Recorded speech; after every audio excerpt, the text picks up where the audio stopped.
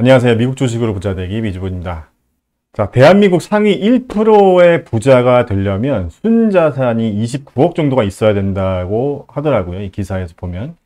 순자산이 29억이라는 말은 부채를 빼고 부동산이나 주식이나 기타 현금성 자산 또는 자동차나 이런 것처럼 현금화할 수 있는 자산 모두 합쳐서 이제 순자산이 29억 정도면 대한민국 상위 1%의 부자다 이렇게 얘기를 하더라고요. 이 표를 잠깐 확대해서 보면요.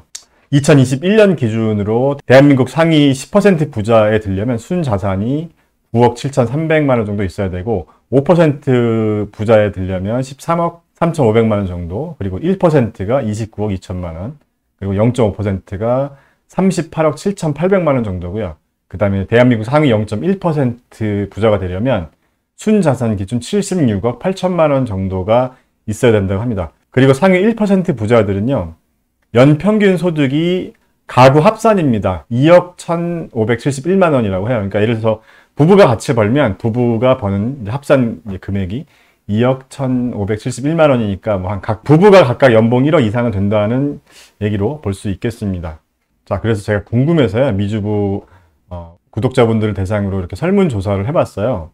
자, 방금 기사에 나와 있는 것처럼 상위 0.5% 이상의 부자와 그 다음에 상위 1% 이상, 그 다음에 상위 5% 이상, 그 다음에 상위 10%, 9.7억 원 정도가 상위 10%였잖아요. 그리고 이제 그 이하, 순자산 9억 원 이하로 했었는데, 우리 미주부 시청자분들은 굉장히 부자가 많으신 것 같아요. 지금 보시면 순자산 40억 원 이상, 일반적으로 상위 0.5% 이상인 부자들이 미주부 채널 구독자분들 중에서는 9%나 됐어요. 그러니까 미주부 구독자분들은 굉장히 부자가 많으신 것 같다는 생각을 했고요. 상위 1% 같은 경우도 미주부 채널에서는 5%나 됐고, 직장생활 5년, 10년 해서 순자산 기준 9억 원 이상을 모을 수가 없을 테니까요.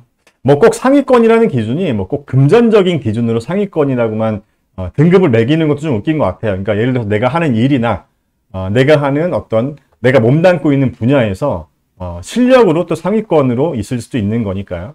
저 같은 경우는 직장 생활할 때 상위권으로 가고 싶어서 엄청나게 노력을 많이 했었어요. 왜냐하면 저는 디자인 전공자 출신으로 이제 프로그래머라는 직업을 했었잖아요. 그래서 그런 어떤 디자이너 출신이라는 핸디캡이 있었기 때문에 남들이 놀고 공부할 때 나는 열심히 일을 해야지 따라잡을 수 있다, 이런 좀 강박증 같은 게 있었거든요. 그래서 저 같은 경우는 한 달 단위로 저를 계속 점검해 봤던 것 같아요. 그러니까 예를 들어서 한 달 전에 나와 지금의 내가 뭐가 달라져 있나, 뭐가 더 발전했나, 저는 이런 거를 계속 체크를 해봤던 것 같거든요. 예를 들면 이번 달은 내가 화상 채팅 모듈을 개발하면서 이런 영상 압축 기술이나 음성 압축 기술 이런 것도 한번 활용해보고 이런 새로운 기술을 배웠다, 또 새로운 걸 경험했다. 그래서 한 달 전에 나보다 지금의 내가 더 발전했다. 이런 걸 계속 체크를 했었던 것 같고요. 제가 느끼기에 발전이 없는 것처럼 느껴질 때가 좀 힘들었었던 것 같아요. 제가 창업했을 때도 마찬가지였거든요.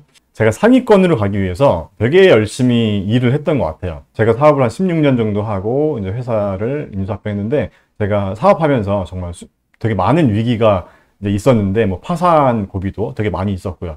근데 신기하게도요, 어떤 위기가 있을 때 그 위기를 넘기고 나서 항상 사업적으로도 기회가 오더라고요.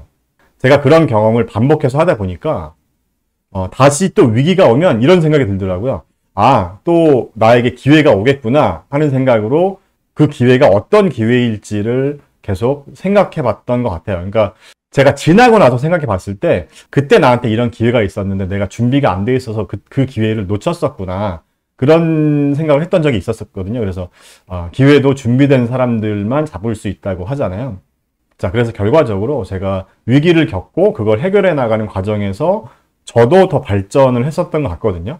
결론적으로 상위 1%가 된다는 건 정말 심각한 위기를 겪어봤고 또 그걸 극복해본 경험이 이 뇌에 학습됐냐의 문제라고 봅니다. 그래서 여기서 제가 말하는 위기는 그냥 조금 힘들고 스트레스 받고 이런 게 아니라 정말 낭떠러지 끝에 서 있는 그런 심정, 그러니까 정말 죽을 것 같은 그런 심정일 정도로 정말 중압감이 있는 그런 상태를 말하는 건데, 저 같은 경우는 제가 사업을 하면서 첫 번째 위기를 꼽아본다면 제가 전에도 한번 말씀드렸지만 홈쇼핑 때였거든요. 제가 하루 사이에 한 7, 8천만 원을 그냥 생돈을 날렸을 때, 왜냐하면 저 같은 경우는 400만 원으로 처음에 창업해서 천천히 좀 성장을 하다가 저도 좀 욕심을 내면서 한 번에 좀 5억 원 정도를 대출을 받아왔어요. 그래서 빚을 내서 홈쇼핑을 한 건데, 홈쇼핑 준비하면서 한마디로 5억 원 다 쓰고 그 홈쇼핑이 잘 돼야 되는 상황이었는데 하룻밤에 또 7, 8천만 원 날려버리니까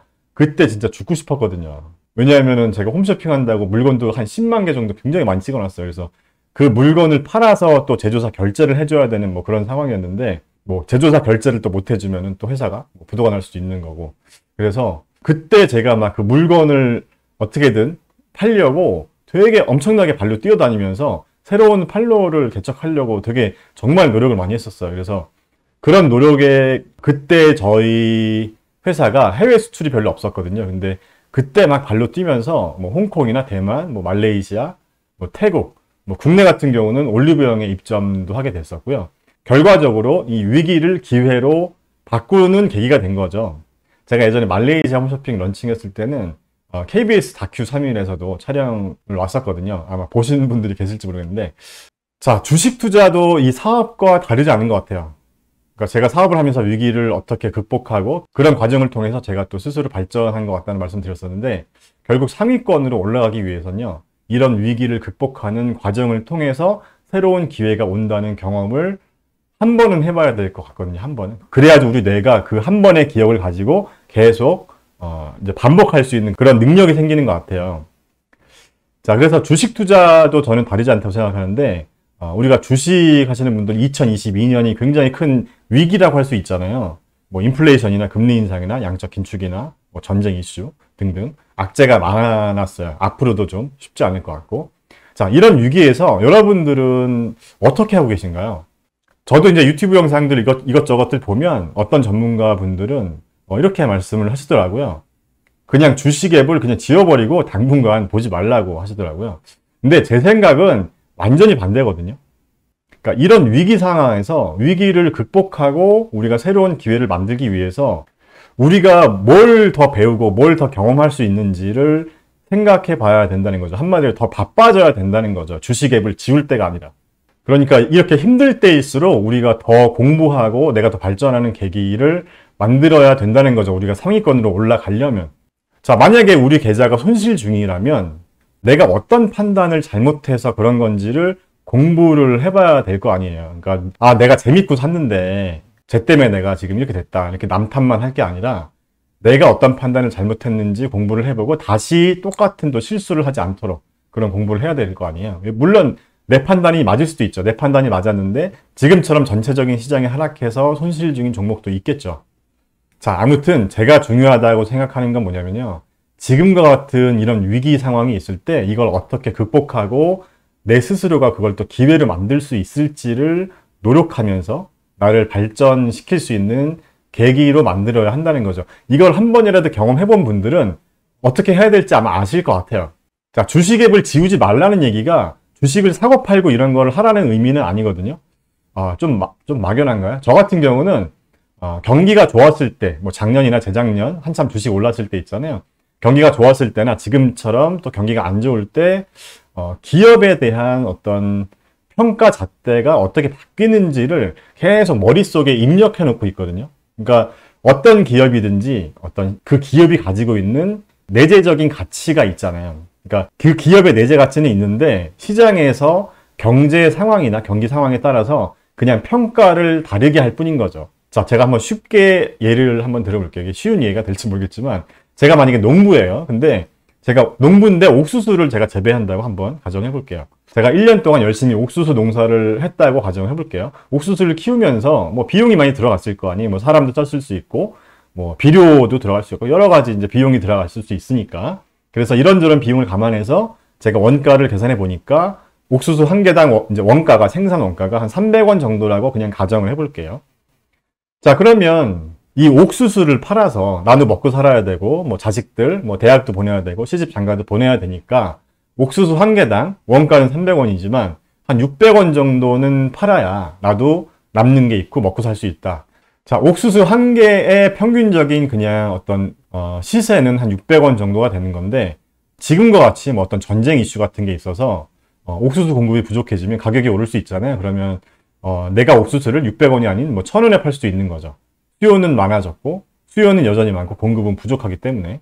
자, 이렇게 시장은 상황에 따라서 옥수수 한 개 가격에 대한 가치가 달라질 수 있는 거잖아요. 주식도 이 한 주의 가격이나 기업의 시가총액이 시장의 상황에 따라서 다르게 평가받을 수가 있는 거죠.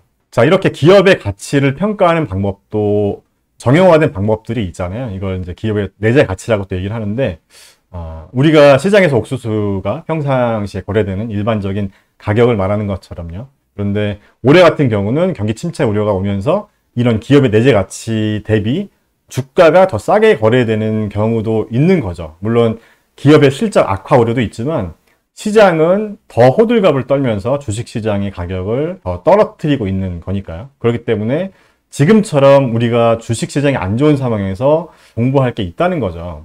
자, 미주부 채널은요, 여러분들이 기업을 보시는 이런 날카로운 눈을 만들어 드리고 싶어요. 그래서 어떤 사람들은 뭐 경제 뉴스를 보거나 뭐 유튜브 영상들 보면서 그게 공부하는 거라고 착각하는 분들이 많은데, 정보를 얻는 행위와 공부를 하는 행위는 완전 다르다고 생각하거든요. 물론 주식으로 돈 버는 게 100% 정보력이라고 생각하는 분들도 많이 계시는데, 물론 아주 틀렸다고 볼 수는 없지만 기본적으로 공부하고 내가 발전하는 게 우선순위라는 거죠. 그래서 우리가 상위권으로 올라가기 위해서 지금과 같은 이 위기 상황 속에서 저와 함께 계속 공부하면서 발전해 나갔으면 좋겠습니다. 우리 미주부 시청자분들도 이런 위기들을 잘 극복하고 기회로 만드셨으면 좋겠습니다.